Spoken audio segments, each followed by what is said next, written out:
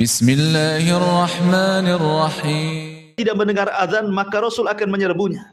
Dari sini kata Syekhul Islam Ibn Taimiyah rahimahullahu taala, bahwa di antara perbedaan biladul muslim wa biladul kufar, negeri dikatakan negeri Islam dan negeri dikatakan negeri kafir itu, salah satunya apabila masih terdengar suara azan.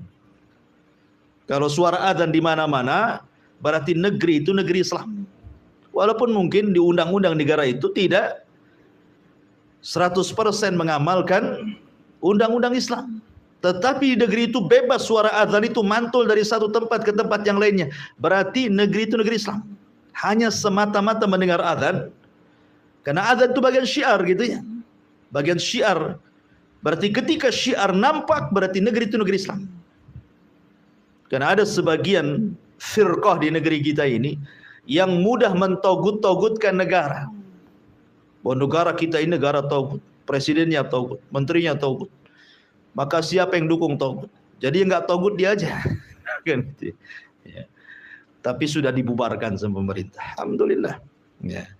Ma'asyiral muslimin yang dimuliakan Allah Subhanahu wa taala. Lah, Nabi SAW kalau tidak mendengar suara azan, maka Rasul menyerbu. Makanya dalam surah Al-Adiyat, apa kata Allah Subhanahu wa taala? Fal mughirati subha.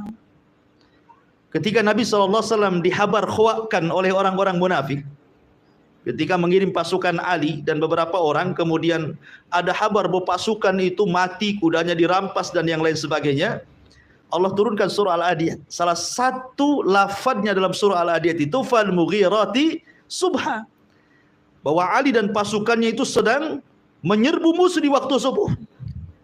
Ya, jadi para sahabat mengikuti sunnah Nabi SAW menyerbu di waktu subuh, karena disitulah ada angin kemenangan yang disebut dengan angin soba, yang diteliti oleh para ilmuwan kedokteran dan kesehatan bahwa angin itu membawa kesehatan yang luar biasa.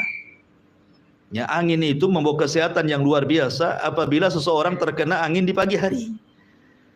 Makanya sering saya nasihatkan kalau habis subuh buka jendela, buka pintu biar angin itu masuk. Ya, itu angin membawa rahmat dan juga kesembuhan penyakit. Ma'asyiral muslimin yang dimuliakan Allah Azza wa Jalla. Aisyah radhiyallahu anha pernah mengatakan, laqad kana an-nabiy sallallahu alaihi wasallam yusallil fajr fatashhadu ma'ahu nisa'un minal mu'minati mutalaffi'atin bimurutihin thumma yarji'na ila buyutihin ma ya'rifuhunna ahadun minal ghalas. Kata Aisyah radhiyallahu anha, Nabi SAW pernah mengerjakan salat subuh dan hadir wanita-wanita mukminah bersama beliau berselimutkan kain-kain murut, lalu mereka kembali ke rumah-rumah mereka, tidak ada seorang pun yang mengenali mereka karena gelap. Kalau kita melihat hadis-hadis Rasul tentang solat berjamaahnya wanita di zaman Rasul, sahabiah-sahabiah itu, Anda tidak akan dapat di riwayat mereka solat jamaah di waktu zuhur, di waktu asar, di waktu maghrib, di waktu isya, kecuali subuh. Ya, coba cek riwayat. Sahabiah-sahabiah itu, mereka di waktu subuh suka ikut berjamaah bersama Nabi. Tapi di solat-solat yang lainnya tidak ada riwayatnya. Bukan berarti kemudian wanita tidak boleh solat berjamaah di masjid, di solat duhur, asar, maghrib bisa, boleh, tidak ada masalah. Tetapi di rumah mereka lebih baik kan begitu. Tetapi khusus solat fajar ada riwayatnya. Wanita-wanita itu keluar rumah untuk solat fajar. Kenapa? Sekali lagi karena mencari berkah waktu pagi. Karena Nabi SAW bersabda, Allahumma barik li ummati fi bukuriha. Ya Allah, berkahi umatku di waktu paginya. Ya Allah, berkahi umatku di waktu paginya. Makanya mereka keluar mencari berkah sepanjang perjalanan dari rumah itu ke masjid. Ya, makanya rugi kalau seandainya orang-orang yang tidak keluar ke masjid dalam melaksanakan sholat fajar. Itu waktu berkah. Ada angin soba di situ. Kemudian di sini juga ada faedah bahwa lihat bagaimana wanita-wanita ini keluar, mereka mengenakan dan menutup jilbab-jilbab mereka. Padahal gelap. Gelap saja mereka pakai jilbab, artinya menutup aurat, apalagi terang gitu ya. Menunjukkan bahwa para sahabiah Nabi SAW teramat sangat malu kepada diri mereka. Gelap-gelap pun mereka pakai menutup aurat semuanya. Apalagi tidak gelap. Ya, sekarang terbalik gitu. Gelap makin dibuka, terang pula ditutup. Ya. Ma'asyiral muslimin yang dimuliakan Allah Azza wa Jalla. Ini secara umum keutamaan waktu fajar. Ya. Kemudian juga waktu fajar ini kalau kita melihat sejarah, Fir'aun itu dihancurkan di waktu fajar. Di tanggal 10 Muharram di waktu fajar, Fir'aun itu ditenggelamkan. Ditenggelamkan oleh Allah Subhanahu wa taala, disaksikan oleh Musa dan Bani Israel. Makanya ketika Musa melihat Fir'aun ditenggelamkan di waktu fajar, dia berpuasa sebagai bentuk syukurnya. Makanya ketika Rasul kemudian hijrah dari Mekah ke Madinah, melihat orang-orang Yahudi sedang berpuasa di tanggal 1 Muharram, di tanggal 10 Muharram itu, kata Rasul, ini puasa apa kalian? Maka orang-orang Yahudi mengatakan, kami berpuasa dalam rangka menghormati Nabi kami Musa karena diselamatkan dari kejaran Fir'aun yang ditenggelamkan kapan? Di waktu fajar di tanggal 10 Muharram. Makanya Musa berpuasa, kami pun berpuasa. Maka Rasul mengatakan, nahnu atau ana ahaqqu bi Musa, saya lebih berhak menghormati Musa dibandingkan kalian. Maka Rasul pun kemudian berpuasa tanggal 10 Muharram dan memerintahkan sahabatnya untuk berpuasa, dan inilah puasa wajib pertama dalam Islam sebelum ada puasa Ramadan, tanggal 10 Muharram, ya kan? Ma'asyiral muslimin yang dimuliakan Allah Azza wa Jalla, adapun keutamaan yang luar biasa salat fajar itu. Orang yang bangun di waktu fajar, maka dia hakikatnya telah keluar dari ejekan dan olokan syaitan. Disebutkan dalam hadis Nabi SAW, apabila seorang mukmin itu tidur di malam hari, maka syaitan akan datang dan akan memberikan was-was. Makanya kita berlindung dari was-was syaitan. Min syarri al-waswasil khannas, ya, dari was-was yang ditimbulkan oleh syaitan dari kalangan jin. Apa was-wasnya? Maka syaitan akan datang kepada orang yang tidur itu, kemudian mengencingi telinganya. Setiap dia kencingi telinganya, maka dia akan berikan was-was dan mengatakan, lailun tawilun farkud, kata syaitan itu. Malam masih panjang, tidur saja. Padahal sudah fajar tuh, masih aja malam masih panjang, tidur saja. Setiap dikencingi ngomong begitu was-wasnya tuh. Lah para ulama sudah saya katakan bahwa apa makna setan mengencingi orang itu? Yang pertama artinya setan sedang mengejek orang itu. Coba bayangkan dikencingi, apa enggak diejek itu? Kita saja diludahi, sakit hati kan itu, apalagi sampai dikencingi itu muka kita. Setan hari-hari mengencingi telinga kita, ini ejekan setan kepada kita. Makna yang kedua artinya setan hendak menyumpat telinga orang tersebut sehingga dia tuli dari kebenaran. Apapun nasihat kepada dia ditolaknya. Makanya orang yang jarang sholat fajar, maka keras hatinya dan sulit mendapatkan nasihat. Karena sudah tuli itu, sudah dikencingi hari-hari oleh setan, sehingga peka telinganya, nggak mau nerima kebaikan. Makna yang ketiga, hakikat artinya setan betul-betul mengencingi telinganya. Maka orang yang bangun di waktu fajar, pertama dia berzikir setelah bangun, maka hilang satu ikatan, ya. Kemudian dia pun berwudu, maka hilang dua ikatan. Kemudian dia pun sholat fajar, maka hilang tiga ikatan. Dalam hadis Nabi SAW mengatakan, selain setan mengencingi orang yang tidur, setan pun mengikat tengkuk setiap orang yang tidur. Lah tengkuk inilah ketika diikat, sengaja diikat supaya susah bangun, supaya lewat subuh gitu, maksudnya diikat tengkuknya itu. Terkadang dimimpikan oleh setan supaya orang ini tidak bangun. Makanya ketika dia terbangun hilang satu ikatan. Ketika dia berwudu hilang dua ikatan. Ketika dia sholat hilang tiga ikatan. Kata Nabi SAW, maka orang ini akan menjadi tayyibun nafsi nasyatan. Maka dia akan semangat hidupnya, tahu jalan hidupnya, dan hatinya akan bersih, tidak ada kedengkian. Tetapi kalau dia tidak bangun, maka sebaliknya kata Nabi SAW, wa illa khabithun nafsi kaslan, dia menjadi pemalas dan juga hatinya dikotori dengan hasad dan kedengkian. Bahkan sebagian para ulama mengatakan khabithun nafsi artinya akan banyak masalah-masalah yang menimpa tanpa tahu apa sebabnya. Jadi orang yang tidak pernah sholat subuh itu akan banyak masalah itu. Ya. Ma'asyiral muslimin yang dimuliakan Allah Azza wa Jalla. Adapun tentang khususnya sendiri, ya, bahwa waktu fajar itu ada sholat fajar. Sholat fajar ini juga banyak keistimewaan, luar biasa. Di mana Allah Subhanahu wa taala akan berikan cahaya di wajahnya. Tidak mesti harus hitam jidatnya, tidak. Ya, tetap Allah Subhanahu wa taala berikan cahaya bukan hanya di dunia saja, tapi juga di akhirat. Kan Nabi sallallahu alaihi wasallam mengatakan, "Basyaril masyaina fi dzulumatil laili bin nuri tamma yaumal qiyamah." Kabar gembirakan kepada orang-orang yang berjalan di malam hari, maksudnya untuk melaksanakan fajar, bahwa dia akan mendapatkan cahaya yang sempurna pada hari kiamat. Dan itu yang kita inginkan. Karena ketika orang itu meniti titian Shiratal Mustaqim, yang paling dihajatkan itu cahaya. Ya, itulah yang paling dihajatkan ketika meniti Shiratal Mustaqim. Orang yang sholat fajar, dia akan diberikan cahaya sempurna, sehingga dia bisa menyeberangi titian dengan sempurna. Kemudian juga tidak ada pahala yang dilipat gandakan dalam sholat kecuali sholat fajar dan asar. Itu dilipat gandakan tuh pahalanya, fajar dan juga asar. Kenapa demikian?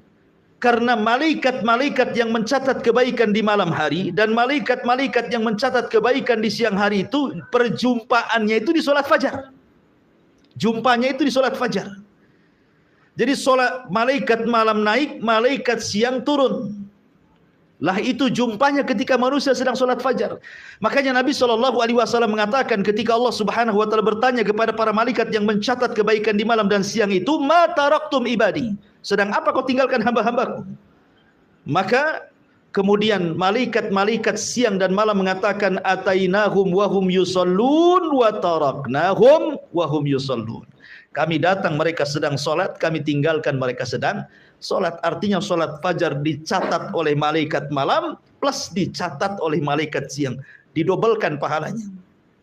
Apalagi kemudian di antara sebab orang itu mudah masuk surga adalah orang yang menjaga sholat fajar. Kata Rasulullah SAW, "Man hafadha ala baradaini dakhalal jannah." Siapa yang menjaga dua sholat, maka dijamin masuk surga. Maksudnya kata para ulama, baradaini di sini sholatul fajri wa sholatul asri. Sholat fajar dan sholat asar. Ya, jadi sholat fajar salah satunya adalah penjamin orang masuk surga.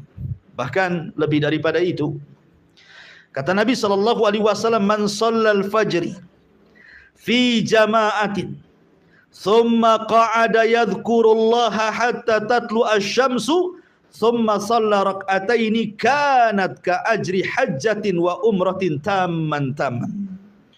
Barang siapa yang sholat fajar berjamaah, tentu di masjid, kemudian dia setelah itu duduk mengingat Allah Subhanahu wa taala sampai terbit matahari, kemudian dia sholat 2 rakaat syuruk, apa pahalanya?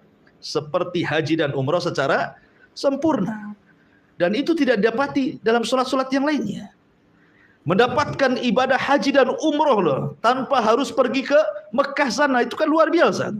Hanya duduk setelah sholat fajar sampai terbit matahari, itu pahalanya sudah luar biasa. Bahkan lebih daripada itu, orang yang sholat fajar, maka dia akan mendapatkan perlindungan sampai waktu sore hari. Fi dhimmatillah. Kata Nabi SAW, "Man shalla subha fahuwa fi dhimmatillah." Barang siapa yang sholat subuh, bahkan 1 hari itu dia mendapatkan jaminan perlindungan Allah. Artinya kalau dia sholat subuh, betul-betul sholat subuh, berarti tidak perlu takut dalam siang itu. Tidak perlu takut dari orang yang hasad apabila hasad. Tidak perlu orang takut apabila orang sedang menyihir apabila dia menyihir. Tidak perlu orang takut apabila orang sedang dengki, sedang menzalimi, dan begitu seterusnya. Karena orang ini mendapatkan naungan dan perlindungan Allah. Kalau dia betul-betul melaksanakan sholat subuh. Ini jaminan loh dari Nabi SAW, man shalla subha fahuwa fi dhimmatillah. Barang siapa yang sholat subuh berarti satu hari itu dia dalam lindungan Allah Subhanahu wa taala. Bahkan kata para ulama, min fadli salatil fajri fi waqtiha annaha tajlibur rizqal wasi'. Bahwa orang yang sholat subuh pada waktunya, maka hakikatnya dia sedang membentangkan rizkinya yang luas. Makanya Nabi SAW tadi sudah saya singgung, doanya adalah Allahumma barik li ummati fi bukuriha. Ya Allah, berkahi umatku di waktu paginya. Makanya lihat para sahabat Nabi SAW ketika mereka meninggalkan sholat subuh pada waktunya, walaupun satu kali seumur hidupnya, itu menjadi penyesalan sampai wafatnya. Itu sahabat Nabi itu. Jadi dia tidak sholat subuh pada waktunya satu kali seumur hidupnya, tapi menjadi penyesalan sampai wafatnya. Anas bin Malik radhiyallahu anhu yang pernah saya ceritakan, ketika menyerbu satu daerah di bawah kekuasaan Persia, namanya Tustar, kota terbesar juga di bawah kekuasaan Persia. Di zaman Umar bin Khattab radhiyallahu anhu, Umar mengutus para sahabat untuk menaklukkan Tustar. Subhanallah. Orang-orang Persia sama dengan orang Yahudi suka membuat benteng. Sehingga untuk menghancurkan benteng itu sulit banget, ya. Sehingga para sahabat kewalahan sampai sebulan, 2 bulan, 1 tahun, 1 tahun lebih, sampai 1 tahun setengah loh, untuk merobohkan benteng itu tidak bisa. Karena musuh itu selalu memanah menombak dari atas, sehingga tidak bisa mendekati benteng. Sampai 1 tahun setengah loh. Bayangkan pengepungan yang cukup lama itu bisa membuat kekalahan loh. Karena namanya orang ngepung itu perlu biaya, perlu makan, perlu istirahat, dan begitu seterusnya kan gitu. Tapi Allah Subhanahu wa ta'ala takdirkan benteng itu roboh di waktu fajar. Subhanallah. Benteng itu roboh di waktu fajar. Karena waktu fajar itu waktu lengahnya manusia, lagi ngantuk-ngantuknya kan itu. Robohlah benteng itu. Masuklah tentara kaum muslimin, kemudian mampu menaklukkan Tustar dalam waktu sesingkat-singkatnya. Mulai terbit fajar sampai terbit matahari, kalah Tustar itu. Padahal ngepungnya 1 tahun setengah tuh. Gitu ya. Naklukannya hitungan jam. Setelah kemudian para sahabat menaklukkan Tustar dan matahari sudah terbit, baru kemudian mereka sholat subuh. Setelah matahari meninggi. Artinya mereka sholat subuh di luar waktu. Dan ini pernah dilakukan Rasul ketika perang Ahzab. Kan Rasul harus menjaga parit. Sebab kalau tidak dijaga, musuh itu akan meloncat dengan kuda-kuda mereka. Sehingga Rasul tidak bisa meninggalkan untuk melaksanakan sholat. Meleng aja sedikit, kuda masuk. Makanya Rasul harus terus fokus gitu ya. Sampai akhirnya di waktu maghrib. Rasul dan sahabat belum sholat asar. Ketika datang waktu maghrib, baru Rasul dan sahabat sholat asar. Artinya Rasul pun pernah melaksanakan sholat di luar waktu karena peperangan kan itu. Anas bin Malik radhiyallahu an apabila disebutkan perang Tustar selalu menangis. Kenapa? Sampai ditanya, bukankah perang Tustar Allah menangkan? Kenapa engkau menangis, wahai Anas? Kata Anas bin Malik radhiyallahu an, aku tidak menyesali perang Tustar. Itu kemenangan dan kebahagiaan dan nikmat Allah yang Allah anugerahkan kepada kita kaum muslimin. Tapi aku menangis apabila disebutkan perang Tustar, karena ketika itu aku tidak sholat subuh pada waktunya, melainkan setelah terbit matahari. Dan itu menjadi penyesalan Anas ibn Malik sampai wafatnya. 1 kali loh ya, dia tetap sholat, cuman sholat di luar waktu. Dan itu pun karena darurah, namanya perang. Ya. Ada waktu-waktunya tidak bisa kita melaksanakan sholat khauf ketika genting-gentingnya perang. Makanya Rasul pun pernah meninggalkan asar dan waktu sholat asar di waktu maghrib. Begitu juga sahabat sholat fajar ketika terbit matahari. Artinya ada kemimpinan satu subuh kan. Secara hukum fikih tidak ada masalah.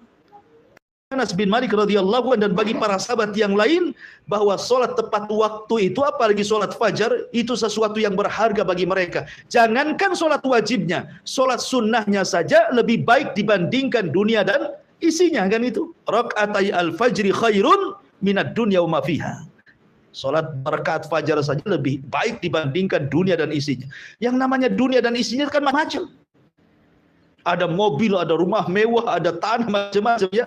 Tapi tidak lebih baik daripada 2 rakaat sunnah fajar. Kalau 2 rakaat sunnah fajar saja itu segitu pahalanya, gimana subuhnya? Yang merupakan kewajiban Allah Subhanahu wa taala. Makanya kenapa salat sunnah 2 rakaat fajar itu disebut rakaataini khafifataini, 2 rakaat yang diringankan. Tidak boleh panjang-panjang. Ya. Makanya ditentukan kan bacaannya. Rakaat pertama qul ya ayyuhal kafirun kan itu ya. Rakaat yang kedua qul huwallahu ahad. Ya. Dipendekkan kenapa? Karena yang dipentingkan bukan 2 rakaat salatnya tapi subuhnya. Ya. Nanti kalau kelamaan 2 rakaat fajarnya, nanti lemas ketika subuhnya. Tidak mungkin orang mendahulukan yang sunnah dibandingkan yang wajib, kan begitu ya. Makanya dibuat ringanlah solat itu supaya subuh bisa dipanjangkan. Makanya sependek-pendeknya Rasul solat subuh itu paling pendek membaca 100 ayat dalam Al-Quran. Di antara sekian solat yang disunahkan dipanjangkan itu solat subuh. Salat subuh itu dipanjangkan dibandingkan salat-salat yang lainnya. Karena paling pendek Rasul membaca 100 ayat di salat subuh itu. Menunjukkan panjang dibandingkan salat yang lainnya. Ma'asyiral muslimin yang dimuliakan Allah Azza wa Jalla, apalagi yang lebih hebat dibandingkan itu. Orang yang menjaga salat fajar, ikhwan, itu akan mendapatkan kenikmatan yang paling besar dari semua nikmat yang ada di dunia dan semua nikmat yang ada di surga. Dia akan mendapatkan kenikmatan yang lebih besar dibandingkan semua nikmat yang ada di bumi. Bahkan semua nikmat yang ada di sorga. Apa itu? Ru'yatullah, memandang wajah Allah. Ketika Nabi SAW berkumpul bersama para sahabatnya, kemudian melihat bulan purnama. Apa kata Rasulullah? Kata Nabi SAW, innakum satarawna rabbakum kama tarawna hadzal qamar la tudamuna fi ru'yatihi fa istata'tum alla taghlibu ala salati qabla tulu'i syamsi wa qabla ghurubiha faf'alu, kata Rasulullah. Kalian akan melihat Rabb kalian sambil melihat bulan, kata Rasul. Kalian akan melihat Rabb kalian seperti kalian melihat bulan itu. Tidak berdesak-desakan. Ya kan? Kalau lihat bulan kan enggak berdesak-desakan kan? Karena tinggal nengok aja ke atas nampak bulan kan itu. Rasul ingin menyamakan cara melihat, bukan Allah seperti bulan, bukan, cara melihat. Ya. Kemudian kata Nabi SAW, kalau kalian ingin, ya, alla taglibu ala salati qabla tulu'il fajri wa qabla ghurubihi faf'alu. Kalau kalian ingin melihat Allah Azza wa Jalla, ya, maka jangan pernah terkalahkan untuk melaksanakan salat sebelum terbit matahari, maksudnya subuh, dan sebelum terbenam matahari, waktu artinya salat asar. Bahwa orang yang menjaga 2 salat ini sebab terbesar kita mendapatkan kenikmatan yang jauh lebih nikmat dibandingkan surga itu sendiri, apalagi nikmat dunia berupa ru'yatullah azza wa jalla, melihat dan memandang wajah Allah Subhanahu wa taala. Ma'asyiral muslimin yang dimuliakan Allah Subhanahu wa taala, kemudian juga waktu fajar ini salah satunya adalah salatul fajri taqi min adzabillahi wa ghadabi wa iqabi. Bahwa salat fajar itu bisa menghindarkan dari azab Allah, kemarahannya, bahkan iqabnya. Dan salatul fajar min asbabin najati minan nar. Salat fajar itu diantara penyebab seseorang terhindar dari neraka. Tentu ada beberapa perkara yang membantu kita untuk bangun di waktu fajar. Secara global ada 5. Yang pertama, jangan lupa baca doa sebelum tidur. Doa, karena itu hal yang bisa membangunkan kita di akhir malam. Kemudian yang kedua, jangan bermaksiat sebelum tidur. Karena maksiat itu yang membuat orang tidak bisa bangun di waktu subuh. Kemudian yang ketiga, berusaha untuk membayangkan keistimewaan solat fajar. Yang sudah saya jelaskan. Bahwa kalau bangun di solat fajar itu waktu yang sangat istimewa. Orang kalau sudah tahu keutamaannya pasti ingin mengejarnya. Maka rasakan keutamaan solat fajar supaya mudah bangun. Kemudian yang keempat, Al-hirsu ala nafsi sifatil munafiqin ala nafsi. Berusaha, kalau saya tidak bangun subuh berarti ada sifat munafik dalam dada saya. Saya tidak hendak jadi munafik. Maka dia akan berusaha untuk bangun. Kemudian yang terakhir tentu kita bisa minta tolong kepada, kalau yang sudah punya istri atau pasangan, atau kita bisa minta tolong pada handphone gitu ya, dibuat alarm gitu ya, supaya mudah bangun. Makanya di sini karena sedemikian rupa pahala ibadah di waktu fajar ini, dan waktu fajar sini adalah waktu yang sangat istimewa, makanya Allah Subhanahu wa taala bersumpah wal fajri, demi waktu fajar. Ini yang pertama. Kemudian Allah mengatakan walayalin ashri. Layalin ashri. Ada 4 penafsiran. Layalin ashri, malam yang 10 itu apa saja? Yang pertama, malam yang 10 itu artinya menurut saya Imam Ibn Utsaimin rahimahullahu taala, dan ini yang dikuatkan pendapatnya oleh beliau, maksudnya malam 10 di sini artinya 10 malam akhir Ramadan. Tanggal 20 Ramadan sampai selesai disebut Ashrul Awakhir, malam-malam akhir Ramadan. 10 awal Ramadan. Kenapa Allah Subhanahu wa taala jadikan sumpah? Karena di 10 malam akhir Ramadan terdapat malam terbaik dalam setahun yang disebut dengan Lailatul Qadar. Makanya dijadikan sumpah walayalin ashri. Ini satu pendapat. Pendapat yang kedua, maksudnya layalin ashri di sini artinya 10 awal bulan Dzulhijjah. Diitlakkan malam mencakup siang. Ya, jadi kalimat malam tidak mesti harus malam, bisa juga disebut siang, karena dalam bahasa Arab ini terkadang kalimat yang sama, contoh namanya baina likulli adzanaini salatun. Baina kulli adzanaini salatun. Di antara dua adzan itu ada salat. Maksudnya adzan yang pertama adzan yang kita ma'ruf, adzan yang kedua maksudnya qomat gitu ya. Jadi apabila disebut malam itu juga mencakup siang. Makanya ketika para ulama membahas ada enggak qobliyah Jumat? Ada enggak hukum qobliyah Jumat? Ya. Menjadi khilaf para ulama. Ada yang mengatakan ada qobliyah Jumat. Berdalil dengan setiap 2 adzan itu ada salat di situ. Maksudnya adzan dan qomat. Mereka berdalil dengan dalil ini. Tetapi bukan qobliyah yang dimaksud para ulama. Jadi yang membolehkan qobliyah Jumat itu bukan artinya salat rawatib, bukan. Bukan salat rawatib kayak ba'diyah qobliyah, bukan. Maksudnya hadis di antara 2 adzan itu salat, maksudnya salat nafilah. Salat sunnah, gitu maksudnya ya. Jadi antum boleh salat di antara 2 adzan, ya.